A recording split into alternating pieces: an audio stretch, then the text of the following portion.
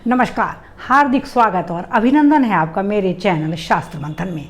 श्रीमद् भगवद गीता जो ज्ञान का आगार ग्रंथ कहा गया है, गीता के 18 अध्यायों की अपनी अपनी विशेषता और महत्ता है।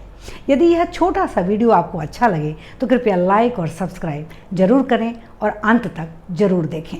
तो आज हम जानेंगे गीता के तृतीय अध्याय यानी कर्म योग के बारे में। यूँ तो एक एक शब्द एक एक श्लोक गीता का अमृत ही है, लेकिन यदि उसका सारा संक्षेप करके निचोड़ रूप में कहा जाए तो गीता का जो तीसरा अध्याय है उसमें 5 विशिष्ट तथ्य हैं। आइए आज जानते हैं कि वह 5 विशिष्ट तथ्य क्या है जो गीता के कर्मयोग को हमारे अंतर में, हमारे मन में जो है बिल्कुल बैठा देता है और हम उस कर्मयोग को और उसकी निष्ठा को अच्छी प्रकार समझ जाते हैं। तो गीता का जो तीसरा अध्याय है जो कर्मयोग कहा गया है उसमें है 43 श्लोक। जब अर्जुन ने कहा कि हे कृष्ण बताइए कि कर्म श्रेष्ठ है या ज्ञान, आप तो ऐसी मिलीजुली बातें करते हैं कि मेरी समझ में नहीं आ रहा है कि कर्म श्रेष्ठ है या ज्ञान। तो गीता का यह तीसरा अध्याय कहा गया।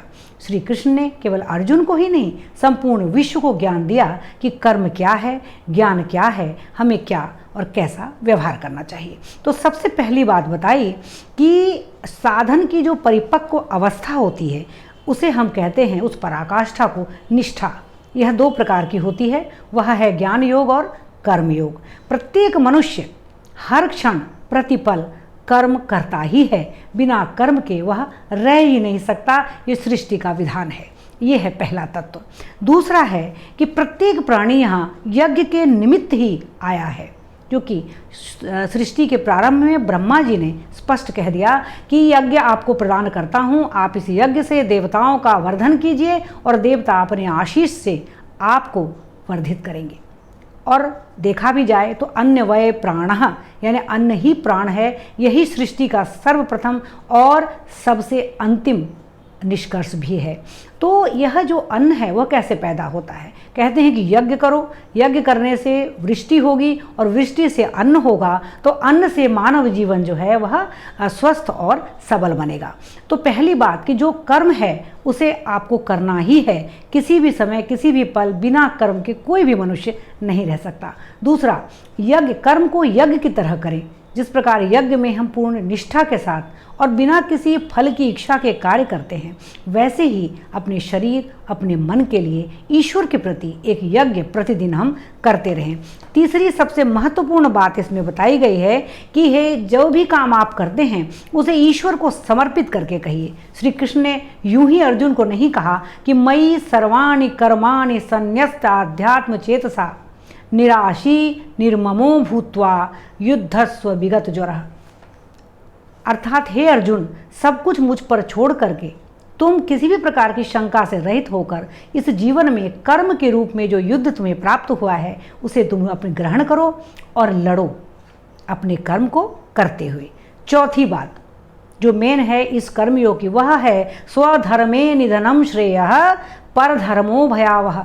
अर्थात जो ईश्वर प्रदत्त धर्म आपको प्राप्त हुआ है उस धर्म में मरना भी बेहतर है कि इससे अलग यदि हम किसी दूसरे धर्म का आश्रय लेते हैं उससे अच्छा है कि अपने धर्म में अपनी धर्म की रक्षा के लिए हम अपना प्राण त्याग दें।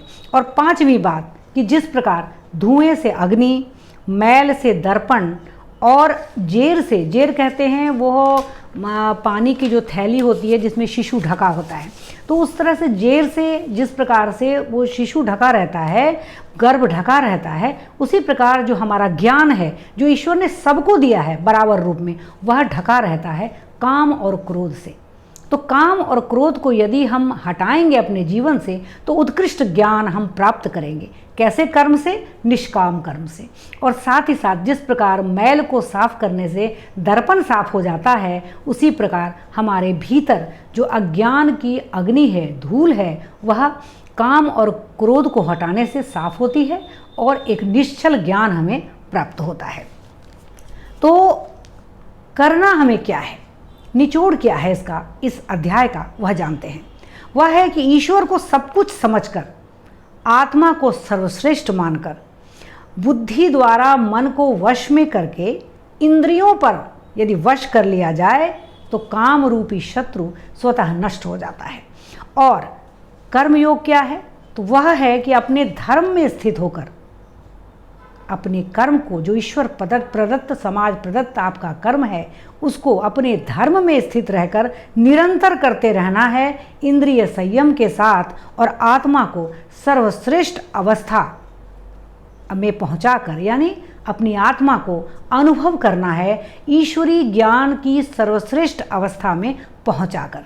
यही है गीता का कर्मयोग। यदि 3 लाइन में कहा जाए तो गीता का कर्मयोग है कि अपनी इंद्रिय, मन और बुद्धि पर अंकुश लगाते हुए अपनी आत्मा को सर्वश्रेष्ठ मानकर ईश्वर प्रदत्त इस मानव जीवन को काम और क्रोध से रहित होकर निश्चल भाव से, निष्काम कर्म से करते रहना है, और साथ ही साथ अपने उन सभी कर्मों को जो हम करते हैं वह ईश्वर को समर्पित करते चलना है। यही है कर्मयोग, और यही है गीता के 3 अध्याय का सार संक्षेप। यदि आपको अच्छा लगे तो कृपया इस चैनल को लाइक और सब्सक्राइब करें, और यदि कहीं कोई त्रुटि नज़र आए तो कृपया आप लिख के मैसेज में मुझे ज़रूर बताएं। मुझे प्रतीक्षा रहेगी। जय श्री हरि। ओम नमः शिवाय।